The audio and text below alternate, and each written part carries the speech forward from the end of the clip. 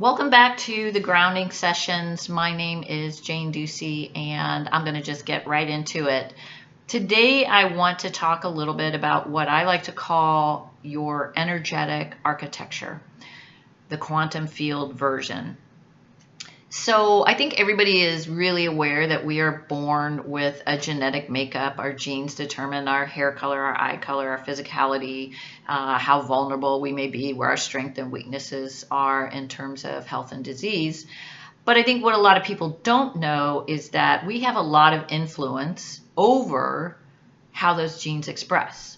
So, for instance, if we bathe those genes in good nutrition, hydration, stress management, rest, relaxation, less exposure to environmental toxins, what may be a vulnerability in your genes may never express itself as a disease or condition because we have influenced the higher expression of those genes. Conversely, if we eat poorly, if we stress a lot, if we're exposed to a lot of environmental toxins, if we don't get enough sleep, if we're dehydrated all the time, if we drink too much, those types of things have an adverse effect on the gene expression, and it could be a much lower expression of how that gene might have shown up in your body. So what may have just been a benign gene expression could turn into disease or a condition because we have exposed those genes to these more negative influences. Now, this is not theory. This is epigenetics. This is science. We have a lot of ways that we can raise or lower our genetic expressions. Let's put that on the burner for a second. So what a lot of people don't know is that we are also born with an energetic architecture. It is when we are born, we have a certain set of ways that we are designed to interact with the world, how the world influences us, how we influence the world. It's how we were designed to be in the world. And a lot of people don't know that this architecture exists. I mean, quite frankly, we live in a world of energy. Everything is energy and frequency. So why wouldn't we have an energetic architecture? So let's put that on the burner for a second. We'll talk about that in a little bit more. So right now, we are in the midst of a global moment in human evolution. And the world is in turbulence. We feel it around us. We see the chaos. We see the uncertainty. We feel the uncertainty. We're filled with anxiety. Systems are shaking. And I think a lot of people are looking outside themselves for answers. They're looking for stability. They're looking for direction. They're looking at influencers and, religious leaders, state leaders, political leaders, and they're looking out to find peace within. And that makes us very much at the effect of the world. Our anxiety is higher. We can't sleep because we're looking for solutions and stability outside of ourselves. Now, if we take a look at that energetic architecture, it gives us a blueprint, a map of how we take what's inside and influence out. Instead of living at the effects of the world looking for solutions and looking for answers and looking for certainty and looking for safety out there, we learn through our energetic architecture how to create it in here. And we know, like I said, everything is energy. What we believe to be solid is really just subatomic particles spinning around really fast, and our brain interpreting that as things we can touch and feel and drive and eat. But they're not. They're all energy. And our bodies are just spinning subatomic particles. But this energetic architecture that we have is what is connecting to this quantum field that's out there, all this energy that's out there, this is how we connect. So wouldn't it make sense to start to learn about this energetic architecture that we have a lot of influence over? Now, the world has also had a lot of influence over our energetic architecture. So when we're born with a certain way, a design, what we call our human design, to how we operate in the world, how we're designed to live in the world, how we're designed to make decisions, how we're designed to rest, how we're designed to be active. We call it our type, our strategy, our authority, and our profile. Those are the main features of human design that tell us what is the best way for me to make decisions. What is the best way for me to interact in the world? But like our physical gene expression, much of our energetic architecture has been influenced by how we were raised, what culture were we raised in, what religion were we raised in, what family beliefs were we raised in, what experiences did we have as a child, and we call that collection of what we call conditioning. Now, if you were lucky enough to be born into a family that was very aware and really operated at very high expressions of how to interact in the world, awesome. You probably have a lot less conditioning than most of the people that I talk to have been conditioned in ways that make us feel many times less than, not as important. We're told we have to go out and prove ourselves. We have to go out and go. But what's true is that there are some designs that are not designed to operate in that way. They're not designed to make decisions in that way. And so this energetic architecture is really in the background of our lives, and we're developing our patterns, our habits, our beliefs, our limiting beliefs, how culture tells us that we're supposed to interact in the world in this grandiose way. And really, there are a lot of people who are operating outside of this energetic design, this energetic architecture, and are feeling the effects of the world because they can't get grounded. They don't feel safe and secure in their own inner world. And so what's really, to me, doesn't it make sense to learn, okay, some of these things? Now, you can go to my website, www.janeducey.com, and run your energetic architecture. We call it your human design chart. And it gives you a lot of great information, a lot of information about your type, strategy, authority, profile.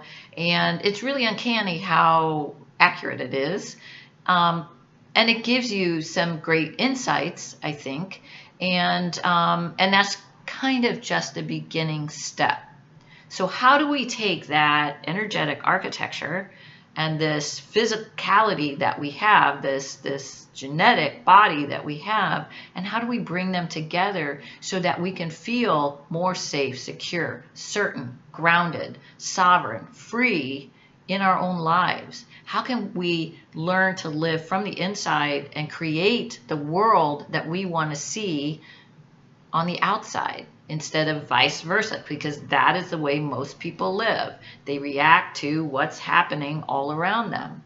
And so run your human design chart, get some great information, but then what do? Awareness is not the same thing as learning how to live from that grounded space. So take me, for example. I'll be the guinea pig here. I've spent the good last 12 to 16 months learning how to rewire my inner belief system. A lot of you know I grew up in an alcoholic home. There was a lot of chaos. There was a lot of hiding. There was a lot of learning how to be seen and not heard, learning how to diffuse tense situations. So what happens when you're in environment, it doesn't necessarily have to be alcoholism, it can be any type of, it could be, family stress about money or things like that.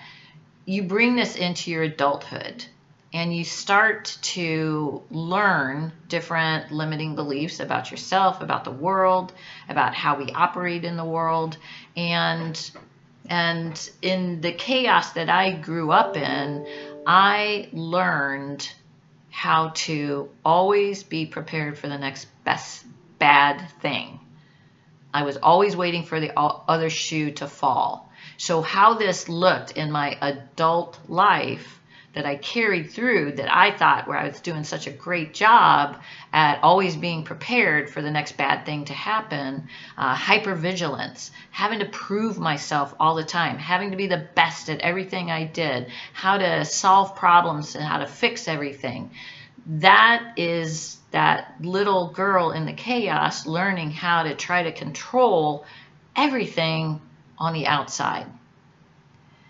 But what it left me was exhausted, increasingly noticing my body was breaking down, hypervigilance of always having to be ready for the next bad thing. When's the car going to break down?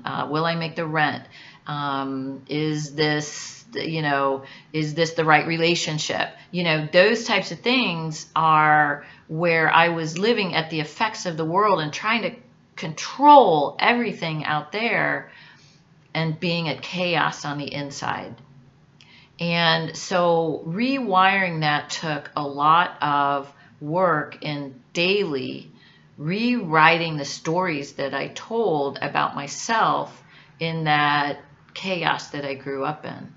Rewriting the story that said I am less than and I have to prove myself to be. Rewriting that I have to wait for the bad things to happen and be prepared for them. We cloak it in this little cape of what we call responsibility, but really it's this vigilance that keeps you bound and at the effects of the world. So I documented a lot of this in my book, Human Alchemy, The 21st Century Hero's Journey. You can get that on Amazon if you want, if this resonates with you. Tells a lot of my story. It also tells you how I rewired the conditioning that I grew up with. And now, I'm kind of living proof of this process of learning to live from the inside out, where the safety, the security, the authenticity of what I am on the inside, the alignment, the frequency is now what I am putting out into the world, and my world is changing. It's changing dramatically. I am sitting here doing a YouTube video that I never would have thought of doing, 16 months ago, because I didn't think I had anything of value to give to the world. And so now I recognize that there are a lot of people who are in the same boat as me. They're struggling with anxiety, with depression, with chaos, with looking for solutions and certainty out there. And you're not going to find it out there. The world is too chaotic right now.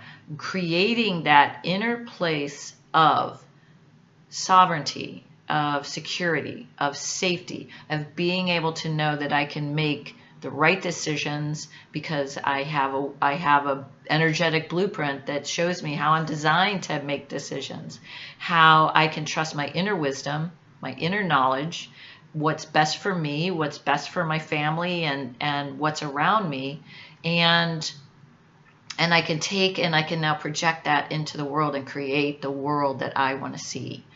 And so I'm inviting you, grab your human design chart. There's a lot of different places you can get it. Go to my website, www.janeducey.com, and take a look and see if it sparks something in you where you might be able to start shifting some of this chaos and uncertainty into sovereignty, into peace, into happiness. And I invite you to do that. Get grounded in your own self-wisdom. Thank you for joining me. If this resonated with you, please hit the like button, share it with your friends. I would really appreciate that. I'm trying to get new information out into the world. It's really not new information, but it's information that's new to a lot of people. And in these turbulent times, the more people that can find out how to get grounded is going to be helpful for the world at large. So thank you, and I'll see you the next time.